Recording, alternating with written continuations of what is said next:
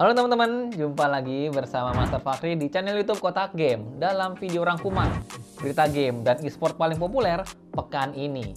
Tapi sebelum kita mulai, subscribe dulu channel YouTube Kotak Game dan nyalain lonceng notifikasi supaya kamu makin mantap. Sekarang kita langsung masuk aja ke berita pertama. Influencer kripto Indonesia, Timothy Ronald, kembali menarik perhatian publik dengan pencapaiannya di Mobile Legends Bang Bang. Setelah berkata bahwa ia bisa menjadi lebih baik dari 99% pemain MLBB, jika diberi waktu, dia kembali memberikan progres mengenai perjalanannya di Mobile Legends Bang Bang. Timothy berhasil mendapatkan win streak dan mengungkapkan bahwa dia membatasi dirinya hanya bermain 2 match setiap hari. Memang ketika melihat rank dari Timothy, pencapaiannya belum bisa menjadi acuan. Dapatkah ia mencapai mythical glory dalam waktu cepat? Ya, tulis komentar kamu di kolom komentar ya. Sekarang kita masuk ke berita yang kedua. Tencent Games kembali menunjukkan komitmennya dalam mengembangkan industri e-sport dengan mengalokasikan dana sebesar 239 miliar rupiah untuk memajukan ekosistem dan turnamen Honor of Kings atau HOK. Langkah ini menandai fokus Tencent dalam mengangkat popularitas dan kompetisi game MOBA miliknya, terutama di ranah e-sport, setelah keputusan untuk merilis game tersebut secara global. Dengan menciptakan kesempatan bagi pemain dari berbagai belahan dunia untuk bersaing dalam turnamen yang seru dan kompetitif, Tencent membuka pintu bagi pertumbuhan yang berkelanjutan dalam industri e-sport.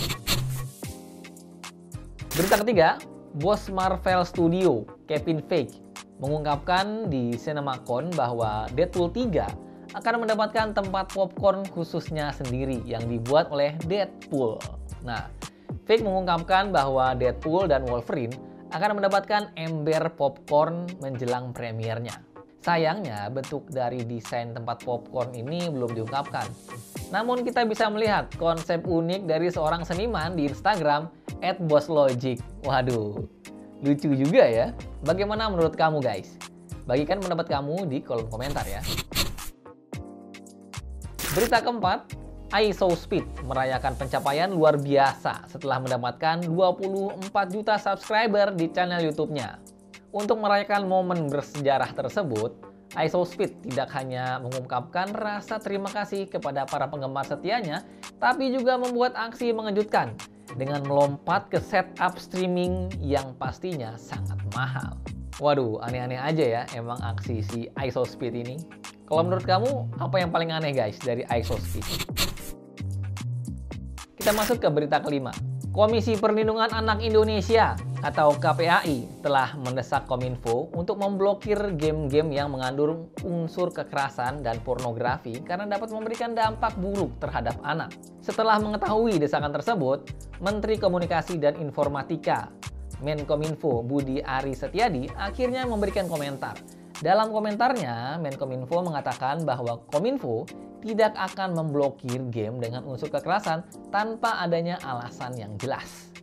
Menkominfo Budi Ari Setiadi menegaskan bahwa kebijakan mengenai pemblokiran atau penarikan game online yang mengandung kekerasan tidak akan dilakukan secara sepihak, meskipun ditekan oleh KPAI. Berita ke-6, kunjungan CEO Apple, Tim Cook ke Indonesia menjadi sorotan setelah sebelumnya ia mengunjungi Vietnam. Kunjungan Tim Cook di tanah air telah menimbulkan banyak pertanyaan. Nah, sebagai pemimpin Apple, kunjungan ke negara tertentu seringkali memiliki tujuan yang khusus. Nah, ini. Tim Cook juga telah memberikan penjelasan terkait kunjungannya yang diakui sebagai langkah strategis untuk memperluas pasar Apple. Sebelumnya, ia telah mengunjungi Cina dengan tujuan serupa, yaitu memperkuat posisi Apple yang tengah mengalami penurunan. Nah, Cook menyatakan bahwa Indonesia dipilih karena kekagumannya terhadap budaya yang dinamis dan komunitas kreatif yang kuat. Berita ke-7 alias yang terakhir. Digitron Esport nampaknya akan melakukan ekspansi di skena e-sport Indonesia. Kali ini, mereka akan mengumumkan 2 divisi e-sport terbaru. Hal ini diketahui melalui cuitan pada platform X dari Starless yang mengungkap bahwa mereka akan segera meresmikan 2 divisi baru di Bigetron Esports. Menurut info yang beredar, Bigetron Esports akan membuka divisi game Honor of Kings serta kembalinya divisi yang pernah ada di Bigetron Esports, yaitu Valorant.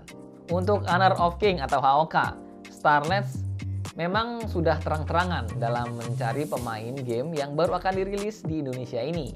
Namun untuk divisi Valorant sepertinya masih sebatas gosip aja ya. Oke, itulah beberapa berita paling rame di Kotak Game. Berita menarik lainnya bisa kamu temukan di website dan medsos Kotak Game ya. Kalau di circle kamu nih, ada berita seru apa? Tulis aja di kolom komentar.